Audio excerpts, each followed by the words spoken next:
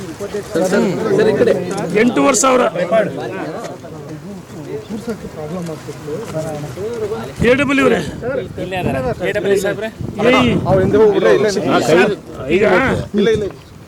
ಇಲ್ಲೇ motor ಅಳವಡಿಸಿದ್ರು 8,500 HP 4+1 ಅದೇ ಒಂದು ಸ್ಟ್ಯಾಂಡ್ ಬೈ. ಶಿವಮೊಗ್ಗ ಗಾಜನೂರು ತುಂಗಾ ಜಲಾಶಯದಿಂದ ಭದ್ರಾ ಜಲಾಶಯಕ್ಕೆ 17.40 ಟಿಎಂಸಿ ನೀರನ್ನು ಹರಿಸುವ ನಿಟ್ಟಿನಲ್ಲಿ 2008ರಲ್ಲಿ ಆರಂಭವಾಗಿದ್ದ 324 ಕೋಟಿ ರೂಪಾಯಿಗಳ ವೆಚ್ಚದ ಏತ ನೀರಾವರಿ ಯೋಜನೆಯನ್ನು ಮಾಜಿ ಸಚಿವ ಎಂಪಿ ರೇಣುಕಾಚಾರ್ಯ ವೀಕ್ಷಣೆ ನಡೆಸಿದರು. ತುಂಗಾ ಜಲಾಶಯದಿಂದ ಭದ್ರಾ ಜಲಾಶಯಕ್ಕೆ ನೀರನ್ನು ನಾಲೆ ಮೂಲಕ ಹರಿಸುವ ಏತ ನೀರಾವರಿ ಯೋಜನೆ ಕಾಮಗಾರಿ ನಡೆಯುತ್ತಿದ್ದು, ಉಂಬ್ಳಬೈಲು ಸಮೀಪದ ಮುತ್ತಿನಕೊಪ್ಪದಲ್ಲಿ ಏತ ನೀರಾವರಿ ಯೋಜನೆಗೆ ತುಂಗಾ ನೀರನ್ನು ಭದ್ರಾ ಜಲಾಶಯಕ್ಕೆ ಲಿಫ್ಟ್ ಮಾಡುವ ಕಾಮಗಾರಿ ಸ್ಥಳಕ್ಕೆ ಎಂಪಿ ರೇಣುಕಾಚಾರ್ಯ ಭೇಟಿ ನೀಡಿ ಪರಿಶೀಲನೆ ನಡೆಸಿದರು.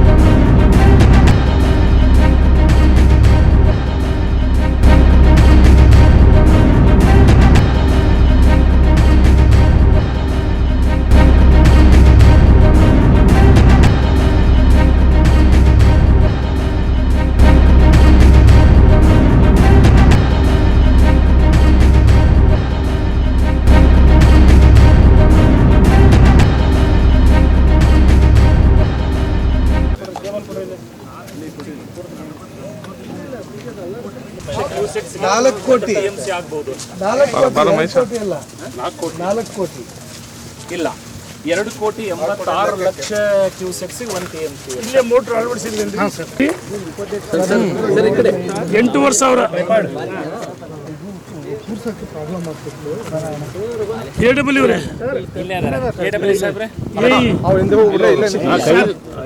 8,500 ಇಲ್ಲೇ ಮೋಟರ್ ಅಳವಡಿಸಿರೋದು 8,500 HP 4+1 ಅದೇ ಒಂದು stand by. Yes sir. 4 running.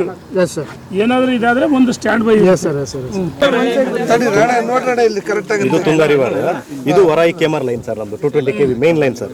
ಇಲ್ಲಿಂದ ಟ್ಯಾಪಿಂಗ್ ಮಾಡಿದೀವಿ ಸರ್. ಈಗ 2 ಪೆಂಡಿಂಗ್ ಇರೋದು 5 ಲೈನ್ ಇದೆ sir. Karkala to Varahi on going supply ಇದೆ ಸರ್.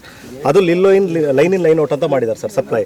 ಆ ಸಪ್ಲೈ ಆನಂತರ ಮಾಧ್ಯಮಗಳಿಗೆ ಈ ಬಗ್ಗೆ ಪ್ರತಿಕ್ರಿಯೆ ನೀಡಿರುವ ಮಾಜಿ ಸಚಿವ ಎಂಪಿ ರೇಣುಕಾಚಾರ್ಯ, ನಮ್ಮ ನಾಯಕರಾದ ಬಿಎಸ್ ಯಡಿಯೂರಪ್ಪನವರು 2008ರಲ್ಲಿ ಮುಖ್ಯಮಂತ್ರಿಯಾದ ಸಂದರ್ಭದಲ್ಲಿ ಮುತ್ತಿನಕೊಪ್ಪದ ಹತ್ತಿರ ತುಂಗಾ ಜಲಾಶಯದಿಂದ ಭದ್ರಾ ಜಲಾಶಯಕ್ಕೆ ನೀರು ಲಿಫ್ಟ್ ಮಾಡಲು 324 ಕೋಟಿ ರೂಪಾಯಿ ಹಣವನ್ನು ಮಂಜೂರು ಮಾಡಿದ್ದು ಕಾಮಗಾರಿ ಮುಕ್ತಾಯವಾಗಿದೆ.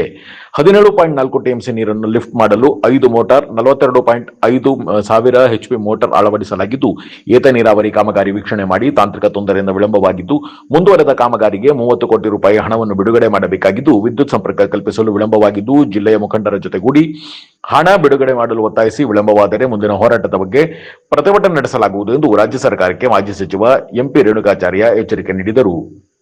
2008ರಲ್ಲಿ ನಮ್ಮ ನಾಯಕರ ಸನ್ಮಾನ್ಯ ಯಡಿಯೂರಪ್ಪನವರು ಮುಖ್ಯಮಂತ್ರಿ ಆಗಿದ್ದ ಸಂದರ್ಭದಲ್ಲಿ ಭದ್ರಾ ಮೇಲ್ದಂಡೆಗೆ ನೀರು ಹರಿಸಬೇಕಂದ್ರೆ ನಾವೆಲ್ಲ ಶಾಸಕರು ಸೇರಿ ಷರತ್ತಾಕಿದ್ವಿ. ನಮ್ಮ ರೈತರಿಗೆ ಅನ್ಯಾಯ ಆಗುತ್ತೆ, ನಾವು ಬಿಟ್ಕೊಡಲ್ಲ ಅಂತ. ಆ ಸಂದರ್ಭದಲ್ಲಿ ಯಡಿಯೂರಪ್ಪನವರು ಎಕ್ಸ್ಪರ್ಟ್ಸ್ ಜೊತೆ ಮಾತಾಡಿ ಚರ್ಚೆ ಮಾಡಿ ತುಂಗಾದಿಂದ 17.44 ಟಿಎಂಸಿ ನೀರು ಕೊಡಬೇಕಂದಾಗ ಲಿಫ್ಟ್ ಮಾಡ್ಬೇಕಂದಾಗ ಹೇಳಿ 324 ಕೋಟಿ ಮಂಜೂರು ಮಾಡಿದರು. ಕಾಮಗಾರಿ ಮುಕ್ತಾಯ ಆಗಿದೆ. ಮತ್ತು ಅರಣ್ಯ ಇಲಾಖೆದು ಏನು ಫಾರೆಸ್ಟ್ ಅದು ಆಗಿದೆ. ಆ ಗ್ರಿಡ್ ಪವರ್ ಗ್ರಿಡ್ ಕೂರಿಸ್ಬೇಕು, ವಿಳಂಬ ಆಗಿದೆ. ಇವತ್ತು ನೋಡಿ ಲಿಫ್ಟ್ ಮಾಡಿದರೆ ಭದ್ರಾಕ್ಕೆ ನಮ್ಮ ರೈತರಿಗೆ ನಾಟಿಯ ಬೆಳೆ, ಮಳೆಗಾಲ ಬೆಳೆ, ಬೇಸಿಗೆ ಬೆಳೆ ಹಚ್ಚಕ್ಕೆ ನೀರು ಸಹ ಅನುಕೂಲ ಆಗ್ತಿತ್ತು. ನೀರು ತುಂಗಾದಿಂದ ವ್ಯರ್ಥವಾಗಿ ನೀರು ಹರಿದು ಹೋಗ್ತಾ ಇದೆ. ತುಂಗಭದ್ರಾ ಜಲಾಶಯನೂ ಭರ್ತಿಯಾಗಿದೆ. ನಮ್ಮ ರೈತರಿಗೆ ಭಾಳಷ್ಟು ಅನ್ಯಾಯ ಆಗಿದೆ. ಅದಕ್ಕೋಸ್ಕರ ನಾವು ಇವತ್ತು ವಿಸಿಟ್ ಮಾಡಿದ್ದೀವಿ, ಭೇಟಿ ಕೊಟ್ಟಿದ್ದೀವಿ. ಆದಷ್ಟು ಬೇಗ ಸರ್ಕಾರ ಇದನ್ನು ಬಗೆಹರಿಸ್ತಾ ಇದ್ರೆ ಮುಂದಿನ ದಿನಮಾನಗಳಲ್ಲಿ ದೊಡ್ಡ ಹೋರಾಟವನ್ನು ಮಾಡಬೇಕಂತೇಳಿ ಒಂದು ಭೇಟಿ ಕೊಟ್ಟಿದ್ದೀವಿ. ತಕ್ಷಣ ಸರ್ಕಾರ ಈಗ DFO ಮಾತಾಡಿದ್ವಿ, ಮಲ್ಲಿಕಾರ್ಜುನ್ ಮಾಡಿಕೊಟ್ರು. DFO ಮಾತಾಡಿದ್ವಿ, ಅದನ್ನು ಆದಷ್ಟು ಬೇಗ CCFಗೆ ಹೋಗ್ಬೇಕು. ಅವ್ರಿಗೂ ಮಾತಾಡ್ತೀವಿ. ಸರ್ಕಾರ ಮಟ್ಟದಲ್ಲಿ ಸಹ ನಾವು ಪ್ರಯತ್ನ ಮಾಡ್ತೀವಿ. ಆದಷ್ಟು ಇನ್ನೂ 30 ಕೋಟಿ ಹೆಚ್ಚುವರಿಯಾಗಿ ಬಿಡುಗಡೆ ಆಗ್ಬೇಕು, ಹಣ ಬೇಕಾಗಿದೆ. ಇದು ಕ್ಲಿಯರ್ ಆಗ್ಬೇಕಂದ್ರೆ ಸರ್ಕಾರ ಎಲ್ಲ ಒಂದು ಕಡೆ ರೈತರ ಕಣ್ಣೀರು ವರ್ಷ ಬದಲಾಗಿ ರೈತರ ಬದುಕಿನ ಜೊತೆ ಚೆಲ್ಲಾಟ ಆಡ್ತದೆ. ಇವರಿಗೆ ಕುರ್ಚಿ ಮುಖ್ಯ ಆಗಿದೆ ನೋಡಿ. ಇವತ್ತು ಆ ಗೌಡನಕೆರೆ ಏತ ನೀರಾವರಿ ಅಲ್ಲಿ ಇವ್ರಿಗೆ ಪವರ್ ಬಿಲ್ ಕಟ್ಟಕ್ಕಾಗಿಲ್ಲ. ನಾವು ಕೇಳಿದ್ವಿ ಯಾಕೆ ಏತ ನೀರಾವರಿ ಪರ, ನಮಗೆ ಹಣ ಇಲ್ಲ, ಸರ್ಕಾರ ಹಣಕಾಸು ವ್ಯವಸ್ಥೆ ಮಾಡಬೇಕಾಯ್ತು. ಇವರು ಡೆಲ್ಲಿಲೆಲ್ಲ ರಾಜಕಾರಣ ಮಾಡೋದು. ಕರ್ನಾಟಕ ಜನರಿಗೆ ನ್ಯಾಯ ಒದಗಿಸ್ಬೇಕು. ಇವರು ಯಾರು ಮುಖ್ಯಮಂತ್ರಿ ಬದಲಾವಣೆ ಆದರೂ, ಯಾರು ಮುಖ್ಯಮಂತ್ರಿ ಆದರೂ, ಯಾರು ಸಚಿವರಾಗ್ತಾರೆ ಮುಖ್ಯ ಅಲ್ಲ. ಇವರು ಇದರಲ್ಲೇ ರಾಜಕಾರಣದಲ್ಲೇ ಕಾಲ ಸಮಯವನ್ನು ಕಳೆದ್ರೆ ರೈತನ ಬದುಕು ಹಸನಾಗಬೇಕಾಯ್ತು. ರೈತನ ಬದುಕಿನ ಜೊತೆ ಚೆಲ್ಲಾಟ ಆಡ್ತಾರೆ. ಅದಕ್ಕೋಸ್ಕರ ಈ ಸರ್ಕಾರಕ್ಕೆ ನಾವು ಎಚ್ಚರಿಕೆಯನ್ನು ಕೊಡ್ತಾ ಇದ್ದೀವಿ. ತಕ್ಷಣ ಈ ಒಂದು ಏನು ಮುತ್ತಿನಕೊಪ್ಪ ಏತ ನೀರಾವರಿ ಸಮಸ್ಯೆ ಬಗೆಹರಿಸಬೇಕು. Power grid ಕೂರಿಸ್ಬೇಕು.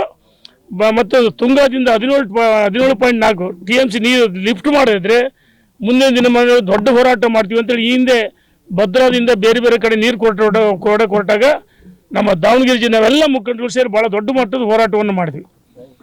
ಇದು ಪ್ರಾರಂಭ, ಇದು ಆರಂಭ. ಇವತ್ತಿಂದ ಆರಂಭ ಆಗಿದೆ. ತಕ್ಷಣ ಹಣ 30 ಕೋಟಿ ಬಿಡುಗಡೆ ಮಾಡಬೇಕು. ಭದ್ರಾಕ್ಕೆ 17.4 TMC ನೀರು ಬಿಡುಗಡೆ ಆಗಬೇಕು. ಅದು ನಮ್ಮ ಉದ್ದೇಶ. ದೊಡ್ಡ ಮಟ್ಟದ ಹೋರಾಟವನ್ನು ಮಾಡ್ತೀವಿ ಅಂತ ಸರ್ಕಾರಕ್ಕೆ ಎಚ್ಚರಿಕೆಯನ್ನು ಕೊಡ್ತಾ ಇದ್ದೀವಿ. ಮತ್ತೋರ್ವ ಮುಖಂಡ ಮಾಡಾಳ್ ಮಲ್ಲಿಕಾರ್ಜುನ ಮಾತನಾಡಿ, ಭದ್ರಾ ಮೇಲ್ದಂಡೆ ಯೋಜನೆ ಫಲಾನುಭವಿಗಳೆಲ್ಲರೂ ಆಗಮಿಸಿ ಯೋಜನೆಯ ಕಾಮಗಾರಿ ಪೂರ್ಣಗೊಳಿಸುವ ನಿಟ್ಟಿನಲ್ಲಿ ರಾಜ್ಯ ಸರ್ಕಾರಕ್ಕೆ ಒತ್ತಡ ಹಾಕಬೇಕು. ಈಗಿನ ನೀರಾವರಿ ಸಚಿವರಿಗೆ ರೈತರ ಕಷ್ಟಗಳ ಬಗ್ಗೆ ಗೊತ್ತಿರುವುದಿಲ್ಲ. ಈ ಏತ ನೀರಾವರಿ ಯೋಜನೆ ಮತ್ತಷ್ಟು ವಿಳಂಬವಾದಲ್ಲಿ ಶಿವಮೊಗ್ಗ, ದಾವಣಗೆರೆ ಜಿಲ್ಲೆಗಳ ಆರ್ಥಿಕ ಪ್ರಗತಿ ಕುಂಠಿತವಾಗಲಿದೆ ಎಂದು ತಿಳಿಸಿದರು.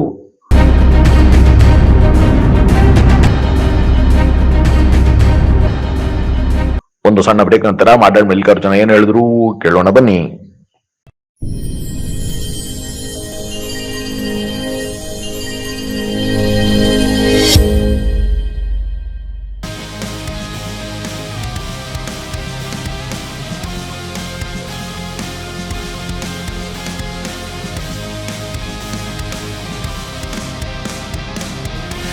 ನಂಜಪ್ಪ ಲೈಫ್ ಕೇರಲ್ಲಿ first time Velys robot use ಮಾಡಿ robotic assistant left side knee replacement start ಮಾಡ್ತಿದ್ದೀವಿ. ಆ system is directly from USA, imported one. ತುಂಬ ಜನ ಕೇಳ್ತಾರೆ ರೋಬೋಟಿಕ್ ರಿಪ್ಲೇಸ್ಮೆಂಟಿಗೂ ಕನ್ವೆನ್ಷನಲ್ ರಿಪ್ಲೇಸ್ಮೆಂಟಿಗೂ ವ್ಯತ್ಯಾಸ ಏನಂತ.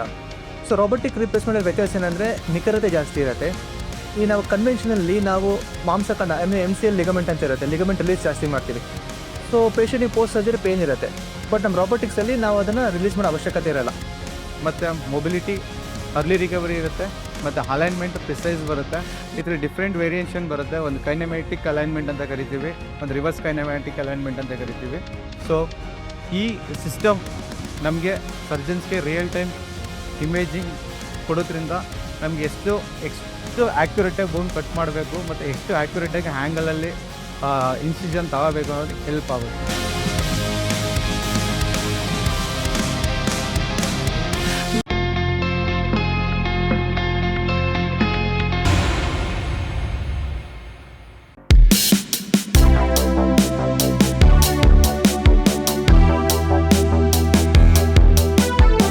ನಾನು ಸರ್ಕಾರಕ್ಕೆ ಮನವಿ ಮಾಡ್ತೀನಿ. ಮತ್ತೆ ಭದ್ರಾ ಮೇಲ್ದಂಡೆ ಫಲಾನುಭವಿಗಳು ಏನು ಬಯಲುಸೀಮೆ ಜನ ಇದ್ದಾರೆ, ನಾವು ಅವರಿಗೋಸ್ಕರ ಬಂದಿರೋದು. ನಮ್ಮ ಕಳಕಳಿ ಏನಂದ್ರೆ, ನೀವು ನಮ್ಮ ಡ್ಯಾಮಿನ ನೀರು ತಗೊಂಡು ಹೋದ್ರೆ ನಮಗೆ ಕಮ್ಮಿ ಆಗುತ್ತೆ ಅಂತ ನಮ್ಮ ಉದ್ದೇಶ. ನಾವು ಭಾಳ ಮುಂದಾಲೋಚನೆ ಮಾಡಿ ಕಳೆದ ವರ್ಷ ದಾವಣಗೆರೆ ಬಂದ್ ಮಾಡಿದ್ವಿ. ಇಲ್ಲಿ chief engineer office, SC office ಮುತ್ತಿಗೆ ಹಾಕಿದ್ವಿ. ಬೆಂಗಳೂರವರೆಗೂ ಹೋಗಿ ಮುಖ್ಯಮಂತ್ರಿ ಮನೆ ಮುತ್ತಿಗೆ ಹಾಕೋಕ್ಕೂ ಹೋಗಿದ್ವಿ. ನಮ್ಮ ಉದ್ದೇಶ ಇಷ್ಟೇ. ನಾನು ನಮ್ಮ ಭದ್ರಾ ಮೇಲ್ದಂಡ ಯೋಜನೆ ಫಲಾನುಭವಿಗಳು ಚಿತ್ರದುರ್ಗ, ಹೊಸದುರ್ಗ, ತುಮಕೂರು ಎಲ್ಲ ನಮ್ಮ ರೈತ ಬಾಂಧವರಿಗೆ ಮತ್ತು ಜನಪ್ರತಿನಿಧಿಗಳಿಗೆ ಮನವಿ ಮಾಡ್ತೀನಿ, ತಾವು ಬಂದು ವೀಕ್ಷಣೆ ಮಾಡ್ರಿ. ನೀವು ಸುಮ್ಮನೆ ಭದ್ರಾ ಮೇಲ್ದಂಡೆಯಿಂದ ನೀರು ಬರುತ್ತೆ ಅಂತ ಸುಮ್ಮನೆ ಕೂತ್ಕೊಂಡ್ರೆ ಆಗಲ್ಲ. ಇದಕ್ಕೆ ಸರ್ಕಾರದ ಮೇಲೆ ನಾವೆಲ್ಲರೂ ಸೇರಿ ಒತ್ತಡ ತಂದು ಏನು 17.41 TMC ನೀರನ್ನು ನಮ್ಮ ಭದ್ರಾ ಡ್ಯಾಮಿಗೆ ಬಿಡಬೇಕು ತುಂಗಾ ನದಿಯಿಂದ, ಅದನ್ನು ತ್ವರಿತಗತಿಯಾಗಿ ಆಗಬೇಕು.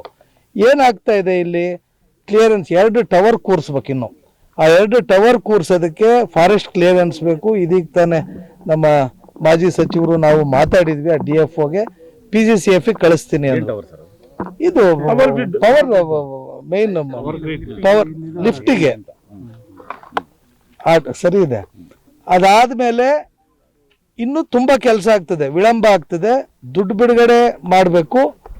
ತ್ವರಿತಗತಿಯಲ್ಲಿ ಇದ್ರ ಕಡೆ ಗಮನ ಹರಿಸಿ. ನಾವು ಹೇಳ್ದಂಗೆ ನೀರಾವರಿ ಸಚಿವರು ವೈಯಕ್ತಿಕವಾಗಿ ನಾನು ಆಪಾದನೆ ಮಾಡೋದಕ್ಕೆ ಹೋಗೋದಿಲ್ಲ. ಅವರು ಪಾಪ ಬೆಂಗಳೂರು ಇಂದ ಆಯ್ಕೆ ಆಗಿ ಬಂದಿರತಕ್ಕಂಥವ್ರು, KSRTC ನಗರಾಭಿವೃದ್ಧಿ ಅದನ್ನ ನೋಡ್ಕೊಂತಿದ್ದರು. ರೈತರ ಸಮಸ್ಯೆ ಅರ್ಥ ಆಗಲ್ಲ.